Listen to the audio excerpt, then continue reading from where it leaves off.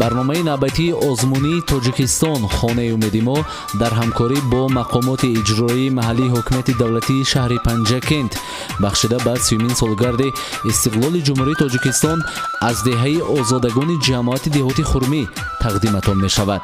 дар рафти ин барнома мо шуморо бо рафти зисту зиндагӣ ва кору фаъолияти мардуми сарбаланди деҳаи озодагон ошно месозем. биёед якҷоя ошно мешавем ки мардуми ин деҳа бо чӣ дастовард ва бо чӣ нақшаву ниятҳо 30-мин солгарди истиқлоли кишварро пешвоз мегиранд. деҳаи озодагони ҷамоати деҳоти хурмӣ дар соҳили рости дарёи зарафшон дар ҳамсоягӣ бо деҳаи шингак ва деҳаи ваҳдати ин ҷамоат қарор дошта дар он 720 хоҷагӣ зиндагӣ мекунанд. ҳамаи мардуми сарбаланди ин деҳа барои гулгулшукуфоӣ ва пешрафти мамлакати азизамон саҳми босазои худро гузошта дар ҳама соҳаҳои муҳими кишвар кору фаъолият доранд. мо нахуст барои омода кардани барномаи озмунии тоҷикистон хонаи умеди мо аз иншооти амалкунанда ва дар ҳоли истифода қарор доштаи ин деҳа дидан намудем.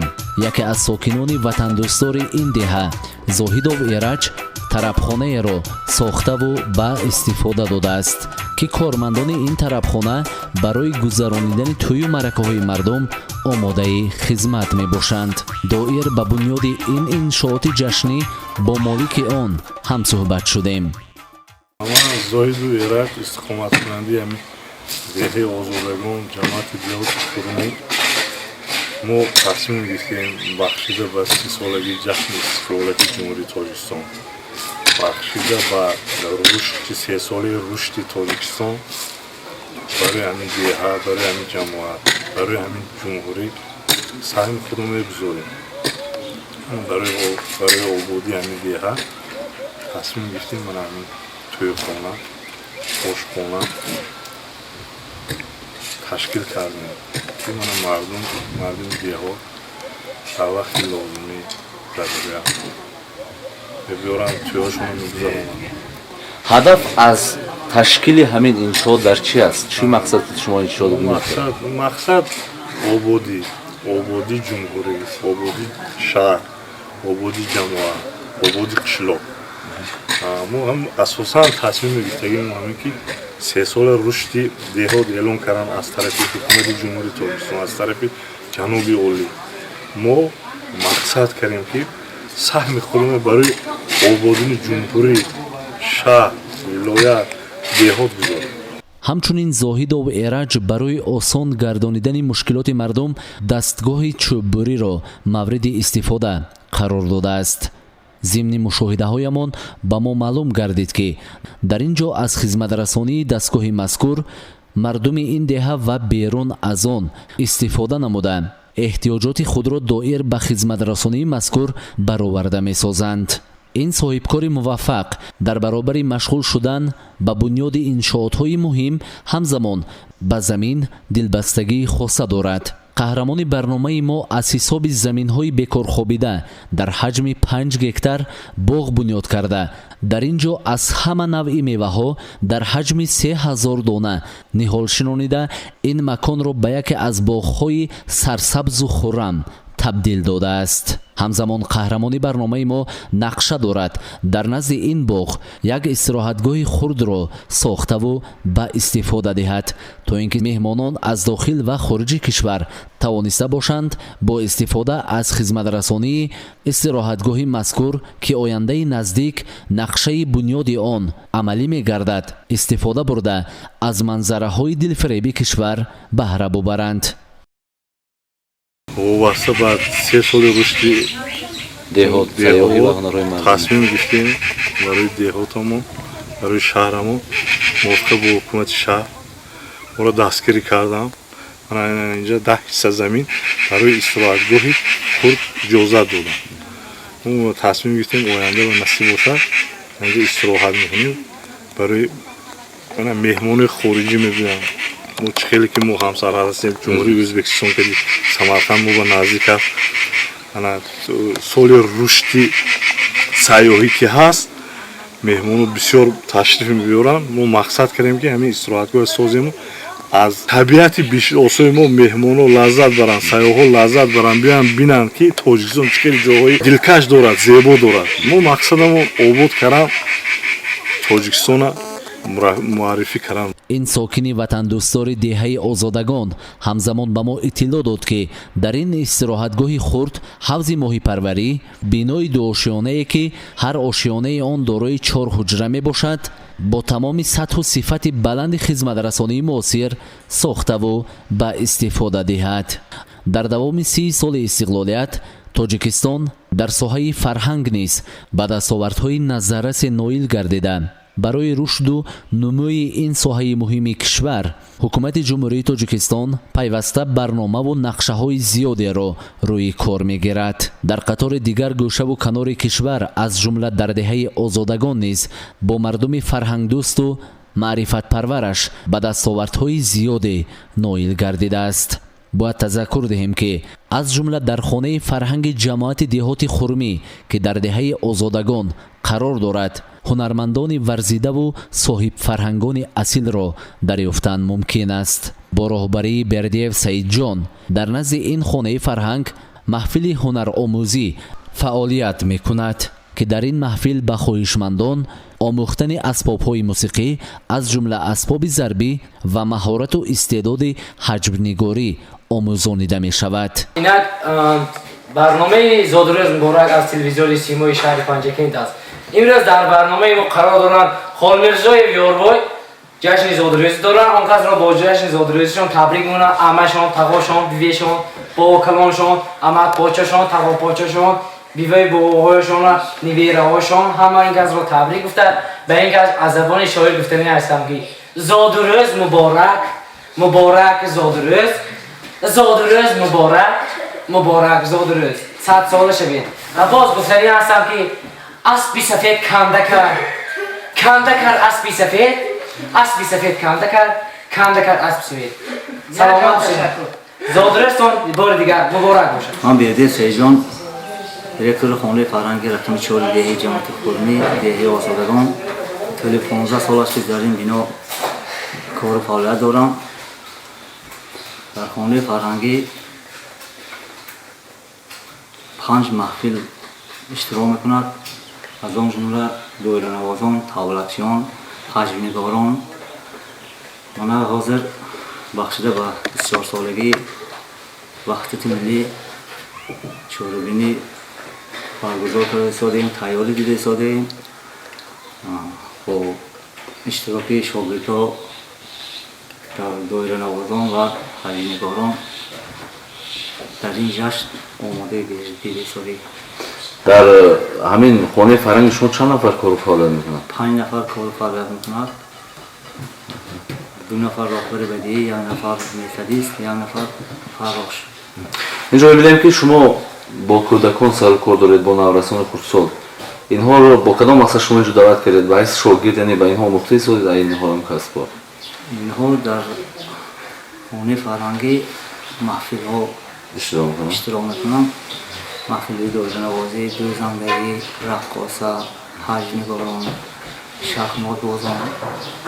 инҳо ҳама иштирокчии маҳфили хонаи фарҳангӣ ҷамоати деҳаи хурмӣ. яъне дар назди хонаи фарҳанги шумо маҳфилҳои эҷодӣ амал мекунад.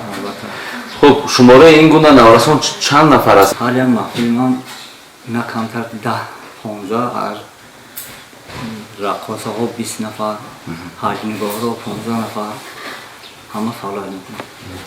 баъд ба мо иттилоъ додан раиси ҷамоати шумо ки дар деҳаи шумо тақрибан ҳамасола 5-6 маротиба барномаи консертӣ баргузор мегардад аз ҷониби худи ҳамин хонаи фарҳанги шумо.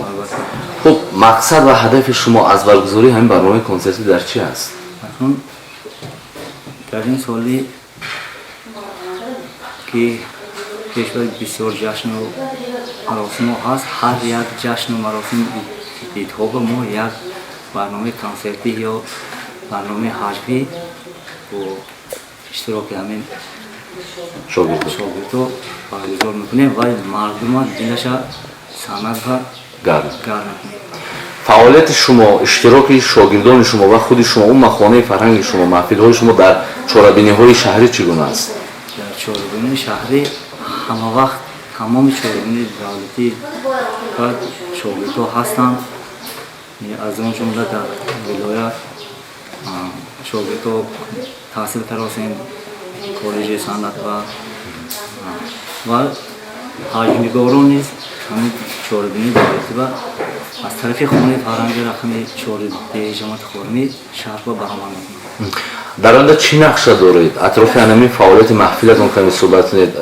محفلی که شما این حال برگزار میکنید در نزد خانه فرهنگ دایر بیشتر نمودن سمت فعالیتش چی نقشه ها دارید برای معرفی کردن؟ نقشه همین است که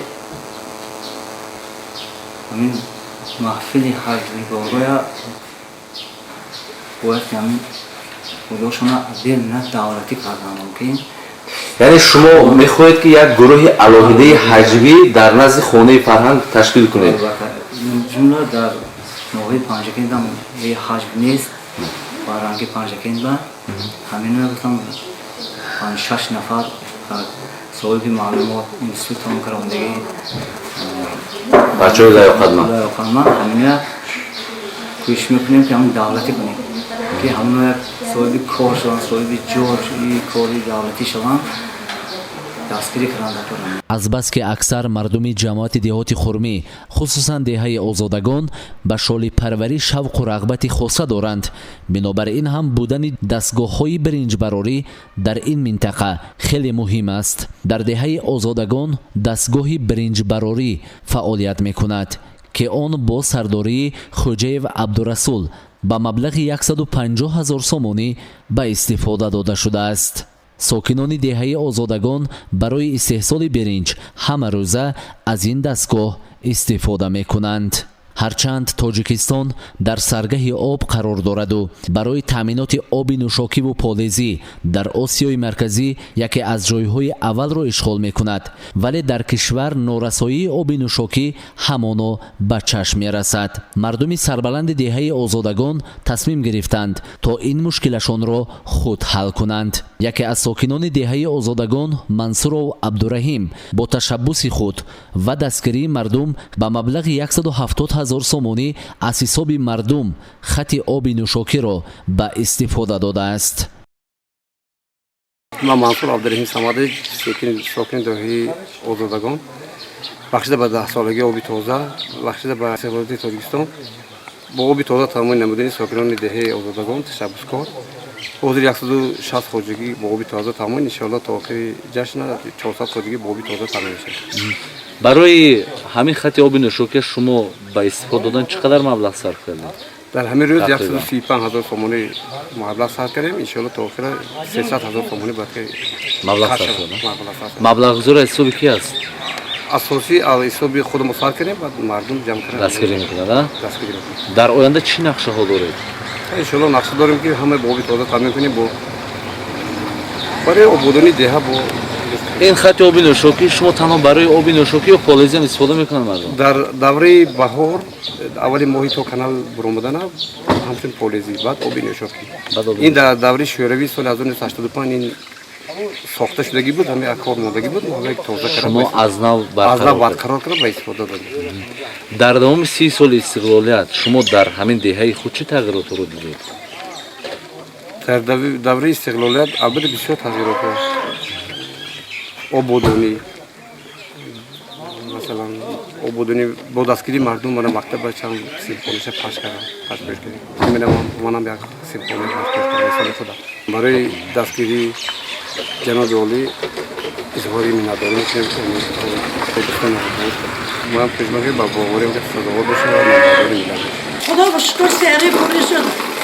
ما تشنه بودیم من هم مجموع پوری حالی من اگر تو بینی همه خدا ایران پوری اما که دراز که من بعدی همین ها شده با من دیگه این آب رو آوردم من اما که خلق ما که چاپ پرستم. برای تامین کردن مردم دهه آزادگان با محصولات خوش صفت و ارزان مغازه ها نقش مهم را می‌بازند.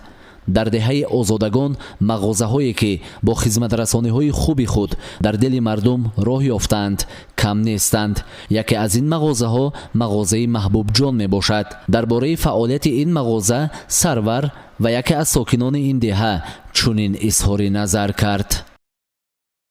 من شریف و رابعه دهه آزادگان من چند سال 26 سال ارتل به زویدو شده کار کردم مجبور شدم با بازار رفتم کم کم سیمشکا گفته فروختم اول با نخود گفتم ماش گفتم فروختم بعد بچه‌های گفتم مکن بیاد همینجا یک دکانچه قدیم عیان داشتم پایین به همون دکانچه کلان کنیم گفتم یک کس کنه دو یک من راست که دستم و همین نیوره 30 تا 40 تا نیوره یک می آمد 30 تا 40 تا مراجعه چی نمیشد من گفتم کنه تو بچه‌ام خوره تو و این نیورم استودیوم بود با کمتر پولاش بود کار میکرد پولا با آور یکتا بار زیادتر کردیم من همین 2 سال بازه با من این مگزین خیلی چک و نالوک پالوک همیشه قانونی کار کردیم خیلی عمری همین بچه کام نگاه دارد من دولتی پیرید من ساکن دهه آزادگان جمعه عبدالمنان ما در یک جشن بزرگ ایستادیم که این جشن بزرگ ملتی ما قومی ما این سلسله دولتی جمهوری اسلامی باشد. البته من باور دارم که این جشن بزرگ ملت و دولت در یک سطح بلند و والا در تمام قلمروی جمهوری اسلامی گذرانده می شود. ما یک خریدار به همین مغازه آمدیم. راست یک از بهترین مغازه در دهه آزادگان همین مغازه که مناسبت آنها با مردم جدا هم در سطح بلند با بالای این با مردم یک مناسبت کرده بعضی وقت از نبودگی مردم شاید مردم به حساب گرفته حتی با قرض هم بعضی موادهای ضروری مواد خوراکی به مردم میتن مردم بسیار منت راستن و یک چند بار آمده در همینجا در مغازه چیزای بهتر نمیبرن در مغازه مردم بسیار خریداری میکنن در اینجا راستی که بگویم و چیزاشون با صفت البته با صفت چیزاشون نمیمونه قریب که در بگویم من بعضی شبا میبینم که الان چیزا تام شده ما گرفتن نمیتونیم این معنایی که مردم خریدار بسیار در این مغازه هستن بعد در اینجا راستی گپ هم وقت میده تازه آزاده دلکش من گمان میکنم که این هم نشان تازه آزادگی قومی ما باشد برای که ما در تاریخ ملت ما اصلا قومی تازه آزادترین عالم آریاستان تاجیک هستند و ما البته باور داریم که آینده به همین مغازه از این با وسیع‌تر کنن امکانشون باشد اگر با دیگر نمادهای مواد خوراکی یا که روزگار را بیارن این البته آبادی این دیار همین به رشد پیشرفت جامعه امروزی وطن ما تاجیکستان من چه که پیشوای معظم ملت انا برای رشد دهات مثلا فرمایش مخصوصی کردن این همین به همین خاطر است برای نیکاولی مردم حیاتی خوب اجتماعی امروزی جهانی وطن ما تاجیکستان است کلالگری یکی از هنرهای قدیمی ملت تاجیک به حساب رفته اجدادان ما با این هنر و مهارت خویش در جهان شهرت خاصه داشتند یکی از ساکنان این دهه نرزولایف بهرالله از این هنر قدیمی ملیمان برخوردار بودند با این واسطه میخواهد برای معرفی این کسب اجدادی دسترنج خود را در برابر مهمانان داخلی به مهمانان خارجی خاصه سیاحان پیشنهاد کند ثمرناک استفاده بردن از هر یک وجب زمین برای پیشرفت زیست و زندگی عائلوی هر یک شخص مساعدت میکند این مفهوم را ساکنان دهه آزادگان به خوبی درک کردند یکی از ساکنان این دهه شریپا و نوردین با مبلغ 120,000 سومانی گرمخانه را ساخته به استفاده داده است که در این گرمخانه پمیدور و بادرینگ کشت کرده شده بود امروز پخته رسیده و آماده صادر به بازار پنجکент می باشد من شراب مستوره ساکن دهه آزادگان همه سرتکم رفته کار کرده آمده همین گرمخانه ساخت هم برای خودگی خودم هم برای تامین کردن بازار چند حصه زمین به شما گرمخانه ساختگی 5 تا این گرمخانه شما کی باز کار کرد اگه ماهی مارس به ما رسیدم شناندی یعنی اینم انشاءات جشنی ها بخشیده به 30 سالگی استقلالیت ما ماهی مارس شناندی 14 15 مارس زنده شناندی رسیدم یا خب این حاصلات شما که بعد از پخته رسید در اینجا باز چی کشت میکنید خدا خود نصیب بود با پمیدور میکنیم زیلی میکنیم یک وی دیگه میکنیم چسنا میکنیم یک چیزایی که همین تیز میرسه تیز بازار با تیار میشه 4 فصل سال یعنی محصولات تر و تازه میخواهید که هم عائله تامین کنید هم بازار پرزیدنت جمهوری تاجیکستان خب پیشوای ملت غمخوار خلق حکم برای راهبری همه آدم همین و تشکیلات بچه‌ها تشکیل کردن خیر البته باید این بیکار نمیشد بی خدمت نمیشد هیچ خلب که خب همه اسکول که علم دولت تنگ باشه پروردگار همه وقت شما هم ساخت سلام یگیتای خدا نگاه دارد خداوند کریم علم هم متنوع کنه بچهای منم خدا نگاه دارد علم همه وقت پیشوای ملت خدامان خدا باشن برای کار این بچهای ما هم تیاد خداوند کریم هم متنا ساق سلامت در پناه اسمت خدا نگاه دارد. ҳамаи сокинони деҳаи озодагон кӯшиш мекунанд дар баробари машғул шудан бо кору бори гуногун барои пешрафти зиндагии хеш ҳамзамон пояи оилаи худро мустаҳкам нигоҳ дошта бо ин восита саҳми хешро барои солимии ҷомеа гузошта бошанд. яке аз ин оилаҳои хушбахт ва муваффақи ин деҳа оилаи Расулова Фархунда мебошад. мо зимни бозидамон аз ин деҳа ба манзили ин оила ташриф оварда бо роҳбар ва аъзоёни ин оила суҳбати хосае анҷом додем. ман Расулова Фархунда сокини деҳаи озодагон мебошам. ман соҳиби ду фарзанд ҳастам. ду келин дорам, 4 набира. хай зиндагӣ мон чӣ хел гӯям, қариб 3 сол мешавад ки мо дар ҳамин хонаи нав мондем, инҷа зиндагӣ кардем. зиндагимон нағз, муносибато бо келон нағз, ман ҷангу ҷанҷол нест оиламон ба нағз. бачаҳо маълумоташон олӣ, ҳардаш кор мекунад. шаклиш мудари беморхонаи бемории сил, як тиш котиби комиссияи манзили мақомоти иҷроии ҳокими давлати шаҳри Панҷакент. шумо лутфан бигӯед ки имрӯз ки шумо фарзандони худа ҳар дуи писари худа соҳиби маълумот кардед, фарқи фарзандое ки маълумот надоранд аз фарзандоне ки маълумот доранд дар чист? яъне сабаби маълумотнок кардани фарзандонатон дар чи аст? хай ман худам мактаби аъло тамом кардам, рост институтам хондам, маълумоти олӣ гирифтам. ман мехостам ки бачаҳомон маълумот гирад ки оянда зиндагӣ ба азоб накашанд. зиндагӣ ба азоб накашанд ки ҳамон корашон гуди худошона зиндагишона бинам, оилаҳошона бинам. фарқати нахондагӣ хай азоби ҳозир зиндагӣ ҳозир медонед ку ҳозир нахонда бошед, маълумот надошта бошед, марди кори ҳам ҳазбин. ҳозир ки маълумот дорад, кор мекунад, маош мегирад, зиндагиша мебинад.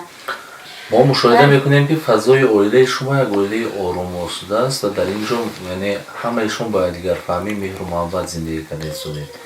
шумо лутфан бигӯед ки бо кадом роҳ ва бо кадом восита шумо имкон пайдо кардед ки чунин як оилаи хушбахтро бунёд кунед? ман ростига бигӯям ки ман кордор намешавам, зиндагӣ башон буда ягон дахолат намекунам.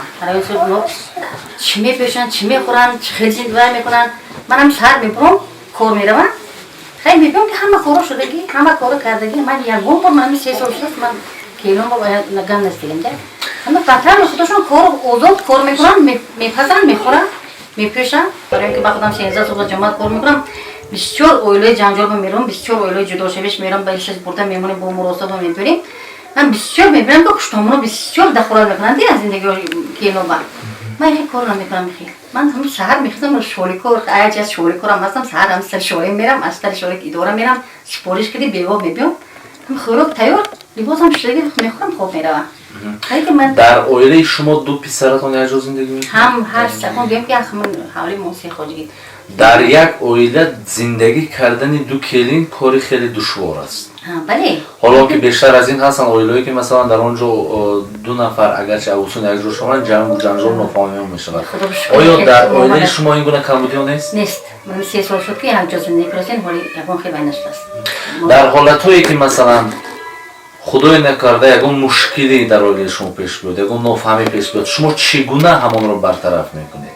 ман кӯшиш мекунам ки ино ором кунам, лекин ҳол нашудааст ин коро. хай мо назди ҳавлигӣ дорем, бо хона мекунем, мебурорем як киша. хабод пишин шуда меравад, лекин ягон хел муносибатои вай нашудааст. дари бачаҳошон якдигараш ки ҷанг кунадам, ягон бор айнашон ҷанҷол нашудааст. дар байни келину хуштомам ҳаст ҳолатҳое ки дар бештари маврид аз барои дуруст анҷом надодани кор аз ҷониби келин ҷанҷолу хархашҳо барпо мешавад. агарчи шумо мебинед ки масалан фарз кардем келини шумо як кореро анҷом дода ки ба таби дили шумо нест, шумо чӣ гуна бо бархӯрд мекунед? ман худам мекунам. яъне ба ӯ чизе намегӯед? ман назди ҳавлигимам ман агар гӯям мо вақтошон нашуда бошад, худам мебиём, теша мекунам помидоре, ё сари шоле мерам, ё ки сари об мерам, ман ҳама кора худам мекунам. барои ислоҳи камбудиашон чӣ кор мекунед? барои ислоҳ ман ино ба ҷанҷол намекунам. хай ҳамин кора накард, ё кавам бачеш касал шуд меягон чизи дигар шуд, ман умуман вай намекунам, ман худам мекунам ҳама кор.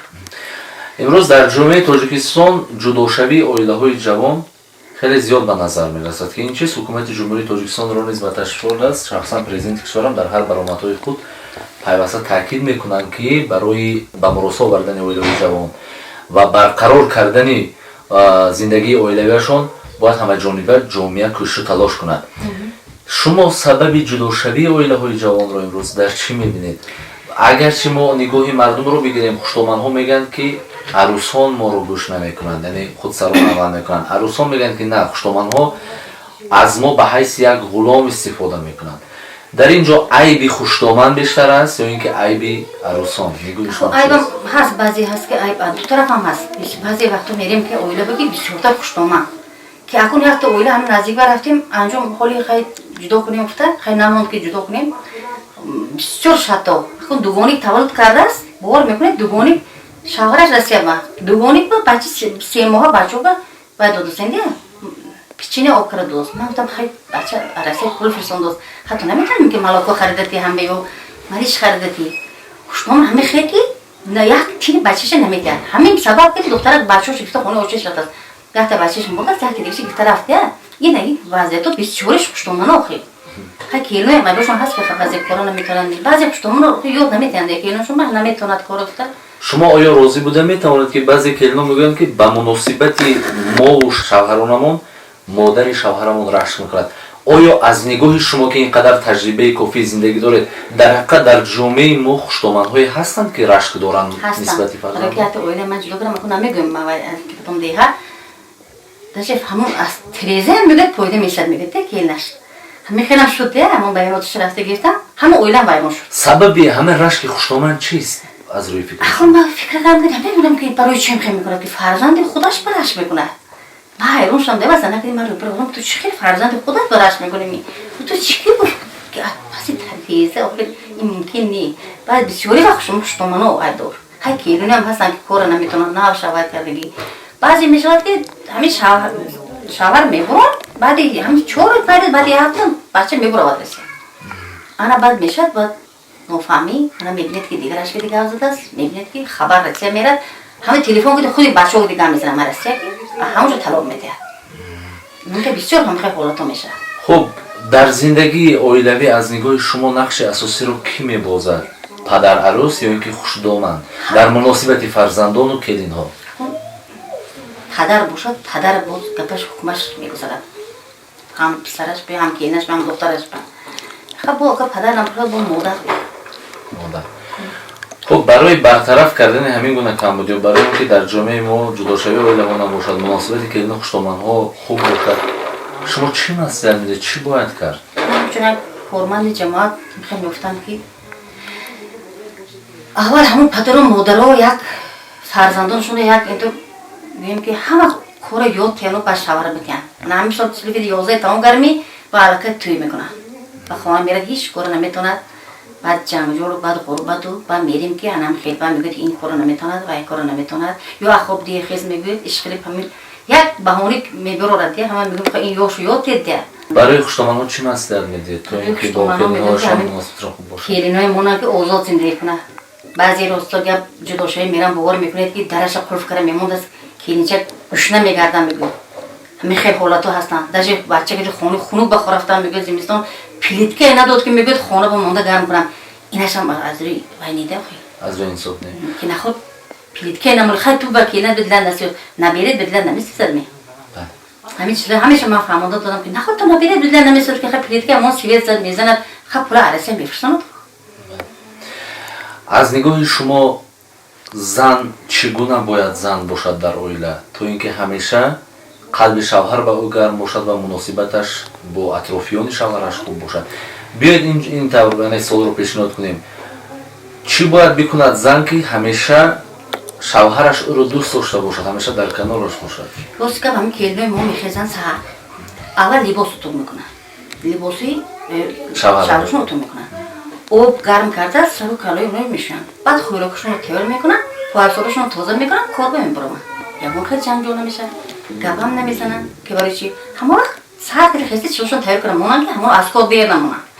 ман шодмонзода маҳбуба سالی سومین سال است که من کریم خاندان شده آمدم.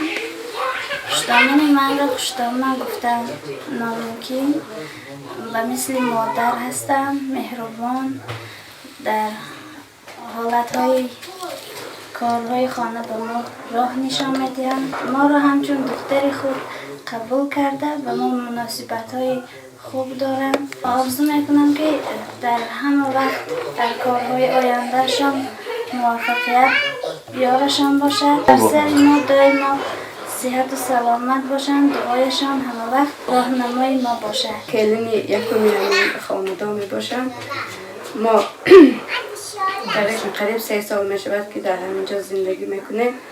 یک عائله نقص هستیم خوب و مناسبت ها ما نقص. ما دوتا کلین مثل خواهر و عقب در اینجا زندگی میکنیم. دامانم زنی معتبر هستم. در همه کارها با ما راه نشانتی میکنند. در مدت 30 سال استقلالیت دهه آزادگان در ساحه معارف نیز به بسیاری از دستاوردهای نظررس دست یافته است. در این دهه مؤسسه میانه تعلیمی رقم 31 عمل می کند. ما جهت باخبر شدن از سمت فعالیت این مؤسسه و برد و باخت آن در 30 سال استقلالیت کشور با سرور آن بابا کلانو و شفا هم صحبت شدیم. من بابا کلانو و شفا عبداللهیونا، دیرکتور مؤسسه تحصیلات میانه عمومی رقم 31 دهه آزادگان جماعت دهات خرمی می باشم. وکیل مجلس وکیلان خلق ولایت سوخت می باشم. تولی چند مدت است در این وظیفه کار و فعالیت؟ تولی 8 سال است که در این وظیفه کار و فعالیت نموده ایستادم. اساسگزار صلح و وحدت ملی، پیشوای ملت، پرزیدنت جمهوری تاجیکستان جناب عالی محترم امام علی رحمان در ملاقات‌هایشان با کارمندان ساحه معارف کشور بارها اظهار نموده بودند که رشد و ترقیات مملکت به واسطه به سعی و تلاش نسل سازنده و ایجادکار علاقمند می باشد. طول 30 سال استقلالیت در مؤسسه ما بسیار کارهای آبادانی و سازندگی براه مانده شد. از جمله تخت و هموار نمودن زمین ها و این چنین فرشپوش نمودن صنفخانه ها می باشد که مؤسسه ما بخشیده به 10 سالگی استقلالیت جمهوری تاجیکستان تحفه ادانه بود. در مؤسسه تعلیمی ما 760 نفر خوانندگان تحصیل می نمایند. در یک بس؟ در 2 بس مؤسسه ما. چند نفر آموزگار؟ 80 نفر آموزگاران. چند نفر آموزگاران شما معلومات عالی دارند؟ 60 نفر آموزگاران ما معلومات عالی دارند. در آینده چی نقشه دارید؟ در آینده فقط نقشه همین است که ساختمان ناتمام ما به اتمام رسد.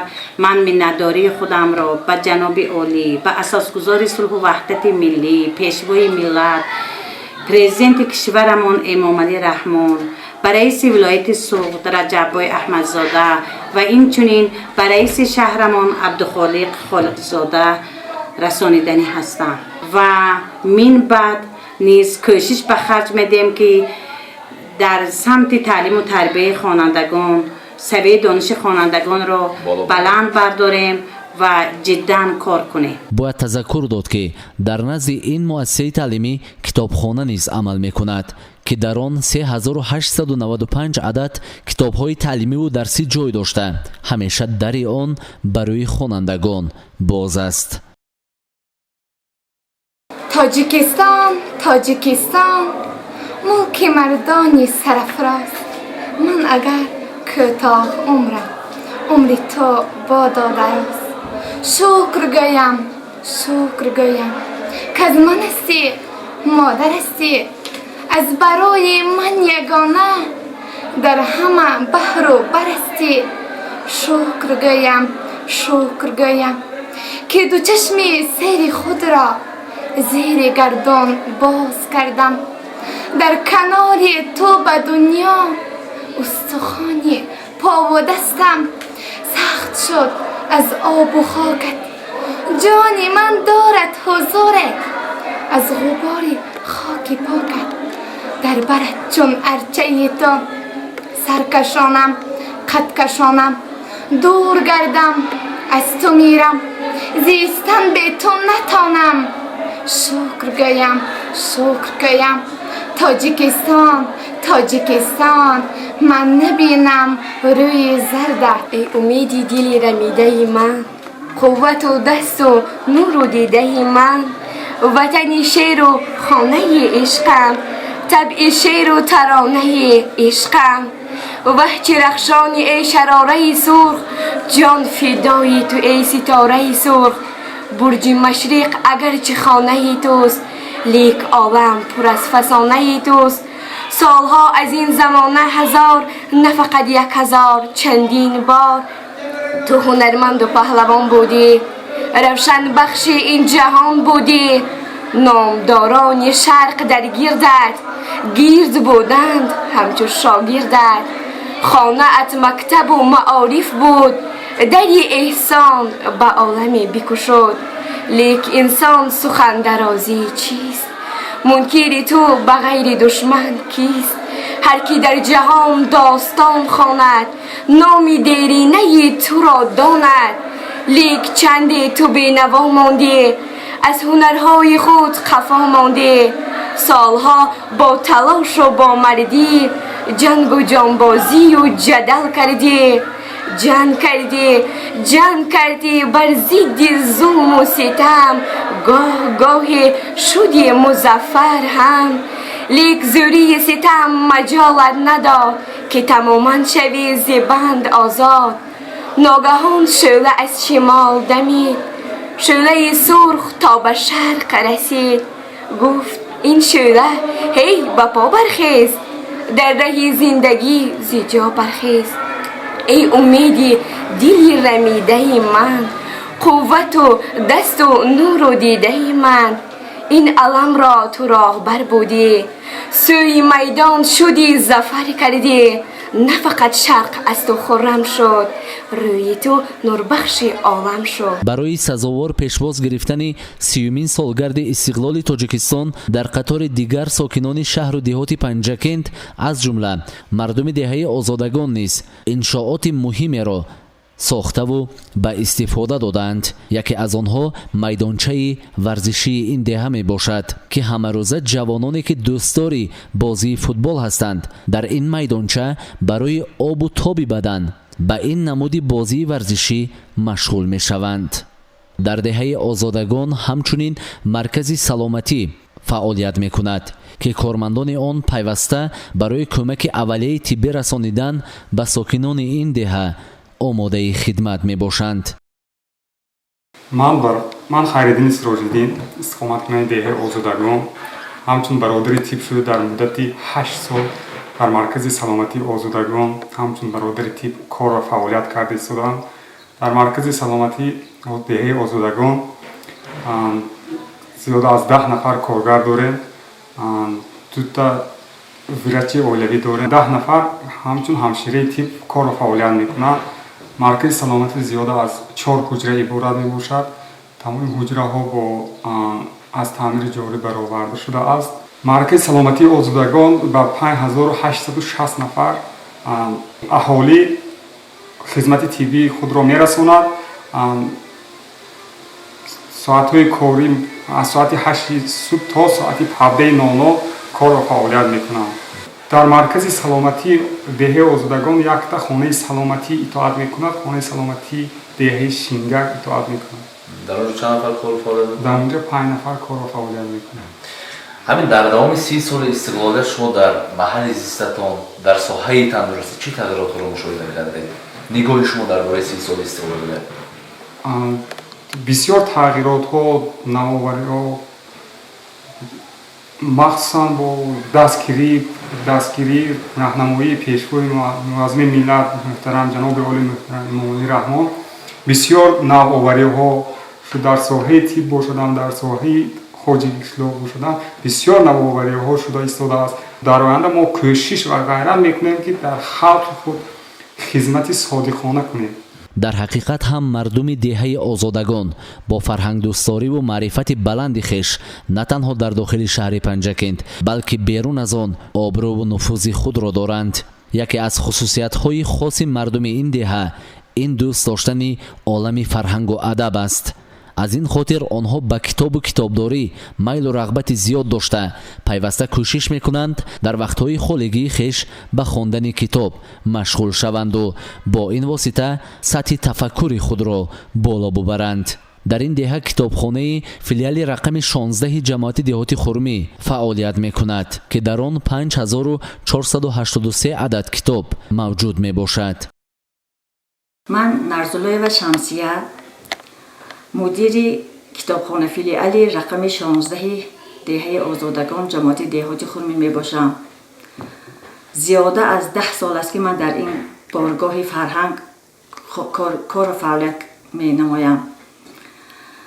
рости гап сиёсати фарҳангдӯстонаи пешвои миллат ҳар яке моро водор месозад ки нисбати китоб диққати махсус диҳем ва китоб хонандагони зиёдеро ба китобхона ҷалб намоем ва аз ҳамин лиҳоз хонандагони мо масъулият ҳис карда ва китобро бо маҳорати баланд мутолиа менамоянд ва дар озмунҳои шаҳриву вилоятӣ фурӯғи субҳи доноии китоб аст иштирок мекунанд ва сазовори бо ҷойҳои ифтихорӣ ҳам мешаванд.